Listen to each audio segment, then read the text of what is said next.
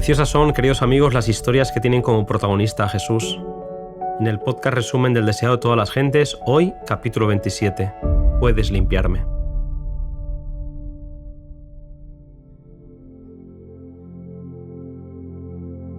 La lepra era la más temida de todas las enfermedades conocidas en el Oriente. Su carácter incurable y contagioso y sus efectos horribles sobre sus víctimas llenaban a los más valientes de temor. Entre los judíos era considerada como castigo por el pecado y por lo tanto se le llamaba el azote, el dedo de Dios. Como si estuviese ya muerto, era aislado de su familia, separado de la congregación de Israel y condenado a asociarse únicamente con aquellos que tenían una aflicción similar. Se le obligaba a publicar su propia calamidad, a rasgar sus vestiduras y hacer sonar el terrible clamor «inmundo» que avisaba de su proximidad. Las obras de Jesús ofrecieron un rayo de esperanza para los leprosos. Desde los días de Eliseo no se había oído nunca que un leproso fuese sanado, pero hubo uno en quien empezó a nacer la fe y quiso acercarse al sanador. Habiendo escuchado que ninguno de los que habían pedido su ayuda había sido rechazado, el pobre hombre resolvió encontrar al Salvador puesto que era su única esperanza. Cuando pudo ver a Jesús, la fe se fortaleció en su corazón.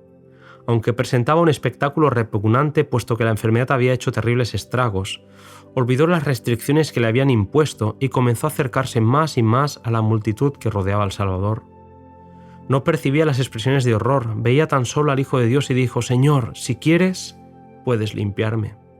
Jesús contestó: «Quiero, sé limpio», y puso la mano sobre él e inmediatamente se realizó una transformación en el leproso. Su carne se volvió sana.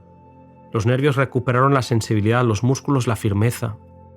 Jesús le ordenó que no dijera nada a nadie y que se presentara ante los sacerdotes, pues sabía que, si los sacerdotes hubiesen conocido los hechos relacionados con la curación del leproso, su odio hacia Cristo podría haberlos inducido a dar un fallo falto de honradez. Jesús deseaba que el hombre se presentase en el templo antes de que les llegase rumor alguno concerniente al milagro y recibir así una decisión imparcial.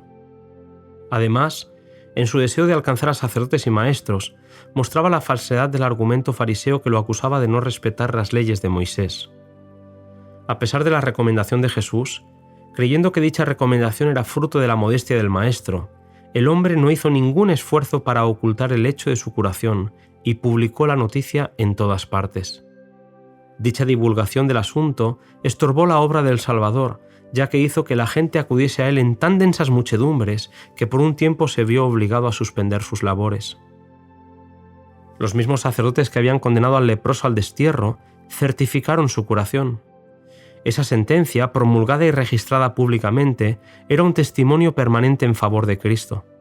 Y como el hombre sanado quedaba reintegrado a la congregación de Israel, bajo la garantía de los mismos sacerdotes de que no había en él rastro de la enfermedad, venía a ser un testigo vivo a favor de su benefactor. Con alegría, presentó su ofrenda y ensalzó el nombre de Jesús. Los sacerdotes quedaron convencidos del poder divino del Salvador. Tuvieron oportunidad de conocer la verdad y sacar provecho de la luz. Si la rechazaban, se apartaría de ellos para no volver nunca. Muchos rechazaron la luz, pero no fue dada en vano. Fueron conmovidos muchos corazones que por un tiempo no dieron señal de serlo.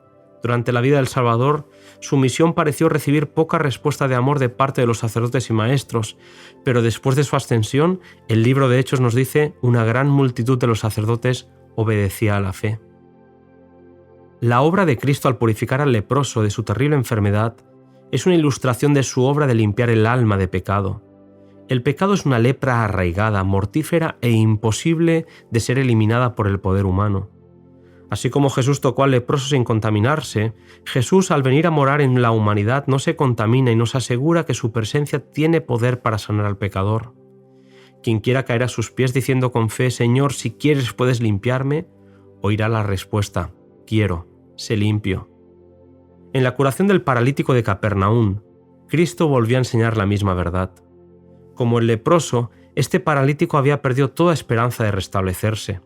Su enfermedad era resultado de una vida de pecado y sus sufrimientos eran amargados por el remordimiento.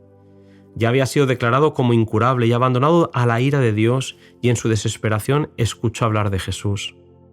No era tanto la curación física como el alivio de su carga de pecado lo que deseaba.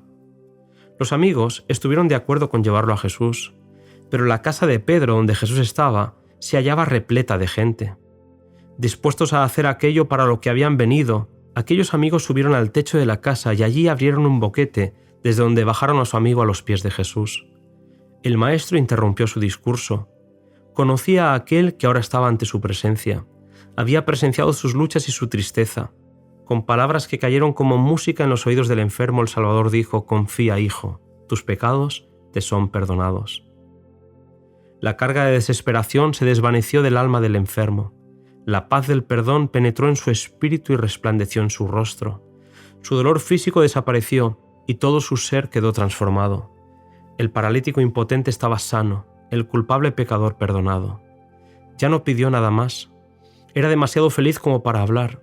En un rincón, los rabinos recordaban cómo le había negado a aquel hombre toda esperanza o simpatía, y mirándose unos a otros sin decir palabra, supieron que algo tenían que hacer para detener la corriente de simpatía que Jesús había despertado a su alrededor. Los fariseos dijeron en su corazón: «Blasfemias dice, ¿quién puede perdonar pecados sino solo Dios?». Fijando en ellos una mirada bajo la cual se atemorizaron y retrocedieron, Jesús dijo: «¿Por qué pensáis mal en vuestros corazones? Porque ¿qué es más fácil decir?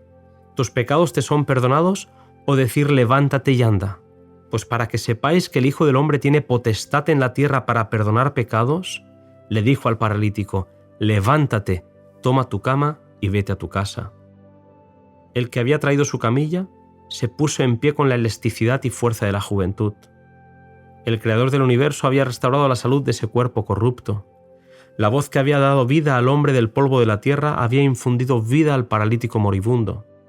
El mismo poder que dio vida al cuerpo había renovado el corazón, sanando el alma muerta en delitos y pecados. La curación del cuerpo era una evidencia del poder que había renovado el corazón. Cristo ordenó al paralítico que se levantase y anduviese, para que sepáis, dijo, que el Hijo del Hombre tiene potestad en la tierra para perdonar pecados. Aquel paralítico halló en Cristo curación para el alma y para el cuerpo. Son muchos hoy los que no pueden hallar alivio hasta que vengan al médico del alma. Hoy son muchos los que por la carga de pecado viven con intranquilidad, y esto es el fundamento de sus enfermedades. La paz que Él solo puede dar impartiría vigor a la mente y salud al cuerpo. Jesús vino para deshacer las obras del diablo. En Él estaba la vida y Él dice: «Yo he venido para que tengan vida y para que la tengan en abundancia». Los fariseos estaban mudos de asombro y abrumados por su derrota. El prodigio realizado en el hombre, a quienes ellos habían entregado la ira de Dios, había impresionado de tal manera a la gente que por el momento los rabinos quedaron olvidados. Estaban desconcertados y avergonzados y reconocían, aunque no lo confesaban, la presencia de un ser superior. Cuanto más convincente era la prueba de que Jesús tenía en la tierra poder para perdonar pecados, tanto más firmemente se atrincheraban en la incredulidad y salieron de la casa de Pedro dispuestos a silenciarlo. Escribiendo sobre la reacción de aquellos fariseos, Elena White comenta: «La enfermedad física, por maligna que fuese y arraigada que estuviera, era curada por el poder de Cristo. Pero la enfermedad del alma se apoderaba más firmemente de aquellos que cerraban sus ojos para no ver la luz. La lepra y la parálisis no eran tan terribles como el fanatismo y la incredulidad». Dios nos ayude a superar las enfermedades del alma que nos pueden alejar de su preciosa salvación. Nos volvemos a encontrar en el capítulo 28 titulado Leví Mateo.